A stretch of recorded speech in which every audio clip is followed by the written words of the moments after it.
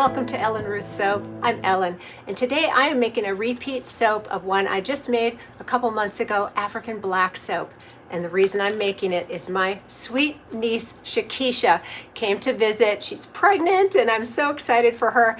And she brought me some African black soap, and I could not be more happy. I'm so tickled.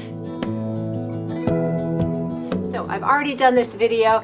If you didn't watch it the first time, I'll link the original. I'm using the same recipe. It's got shea butter in it and all the things. And then I'm going to, let me show you. This stuff is so amazing. Oh my goodness. It has a very earthy scent. I actually love it. There it is. It's a little bit soft, a little bit pliable. So I put this in my Ninja blender and a little bit of the kale and clay so it doesn't turn into a lump, and I grind it up into little crumbles, and then I add this to a shea butter soap recipe, and that is my take on African black soap. So this is actually the African black soap, which is very specific how they make it. It's fascinating, it's wonderful, it has a long history. So I'm adding this to a cold processed soap recipe. So technically it's not 100% African black soap. That's what this is. So I'm making soap bars with this in it. And I have been using my African black soap that I made on my face. It's by my sink. I love it. It's in the shower. I'm so crazy about it. When she handed me this, I was like, yes, because I'm running low. I gave a lot of that soap away, and I'm like, I need to make more. So she has blessed me with this. That's what we're doing today. We are going to pulverize that into crumbles and add it to a cold processed soap. I'll probably rush through it. Maybe I'll just do music for the video. I haven't decided if I'm going to talk through it because I've already done this video. But I figured I'd bring you along since I'm doing it again, and I love it that much. Let's give it a big exclamation point. This soap is fabulous. So I'm going to get everything pulled together, and let's come back and make some soap using my beautiful African black soap.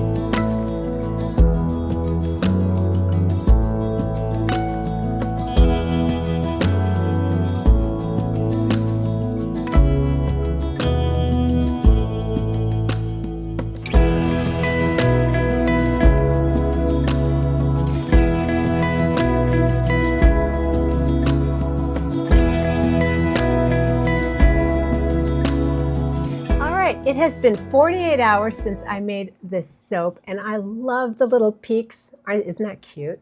Happy, happy.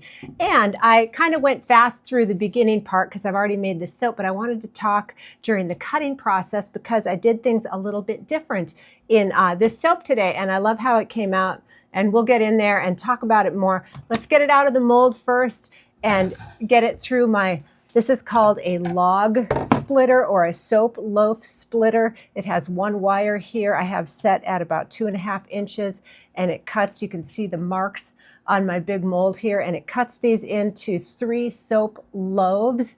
That's what I get out of here. So got to split this soap up, and then we will get to talking when we get to the cutting.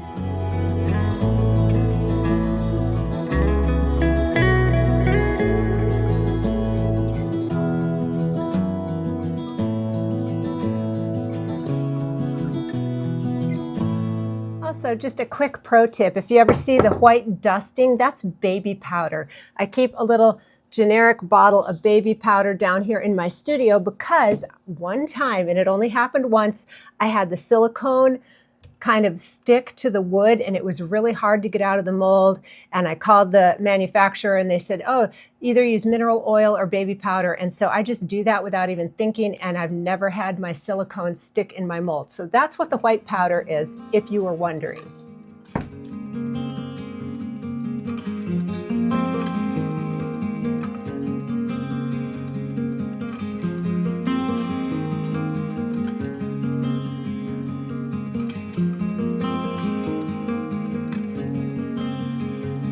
We're back with the lovely Olga. I've missed her.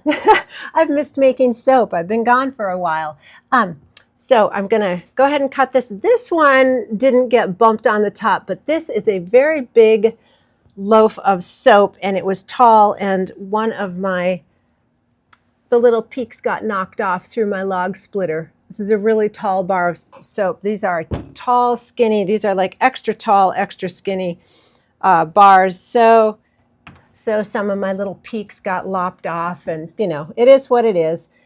This was a big batch of soap I made, and then adding the black soap crumbles on top of that just increased the volume quite a bit, which is great. I love a big beefy bar of soap. That's so beautiful. All right, here we go. That is just so pleasant to me. I think that's beautiful. Almost looks like giraffe spots or something. Loving it. And this did go through gel phase, so I'm happy about that. I came down and checked on it, and it was, you definitely could see the gel going on. So what I did this time, a little different than the last time I made this soap, is I added the black soap crumbles to the oils so that I could blend them really well. And the reason I did that is that those beautiful black soap chunks that Shakisha brought me had a lot more moisture to them than the ones that I had bought from Amazon. The ones from Amazon were drier, and these ones were just not damp, but definitely had a higher moisture content.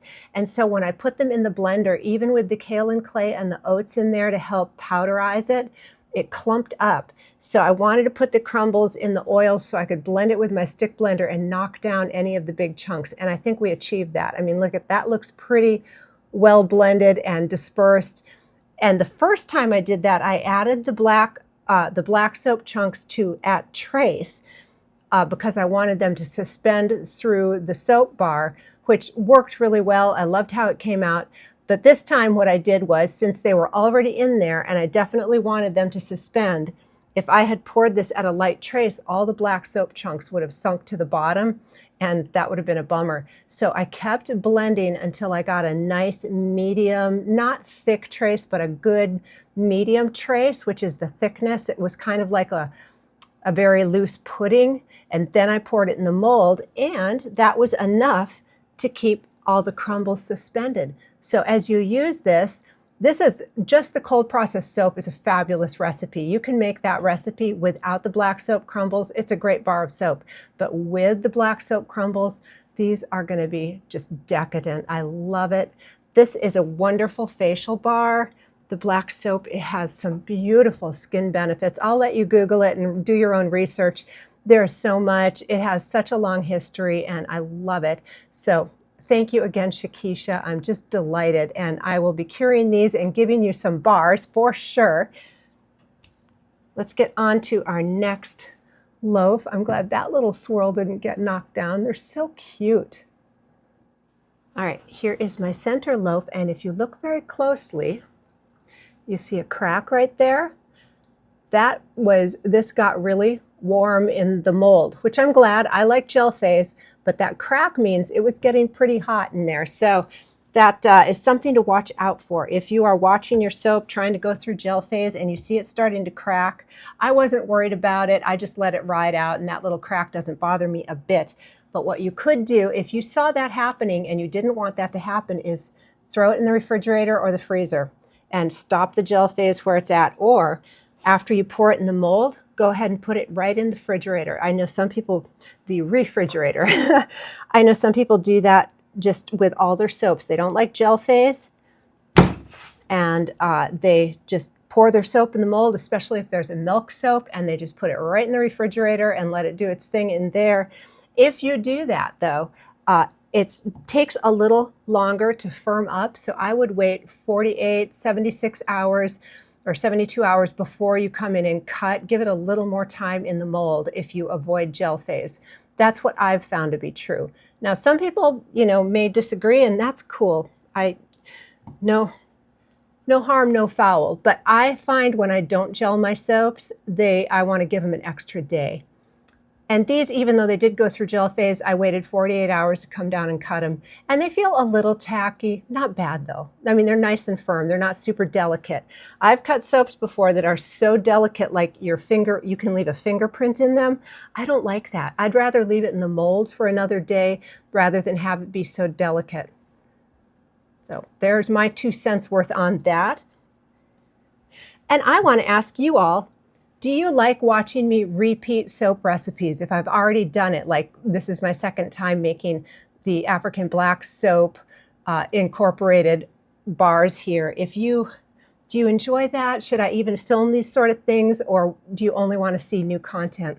Leave me a comment down below and tell me if you just want to see everything I'm up to or just the new stuff. I would love to get your feedback on that. It would be helpful for me. I'm loving these. Are big bars. Let me go weigh one of these for you and tell you. Now, of course, they will lose a little bit of weight going through the curing process. Let me weigh one right now for you and tell you what we're dealing with here. These are big bars. Yeah, that is a 6.5 ounce bar. Nice and beefy. So I would say after the cure, this is going to come out to about 6 ounces. It'll lose about half an ounce, maybe a little more, depending on how long they set. But yeah, good size bar there. Manly. I think these are like, ooh, man gift. I love it.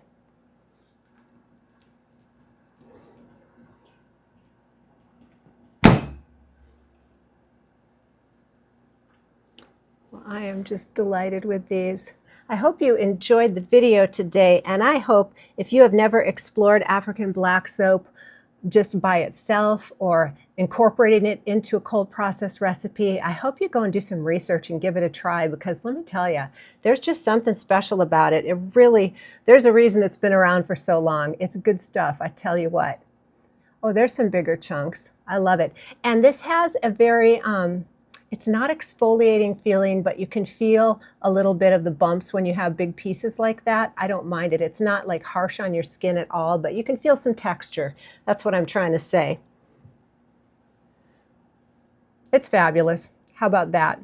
Well, thank you for joining me today. I do hope you explore African black soap, look up the history, and maybe give this recipe a try.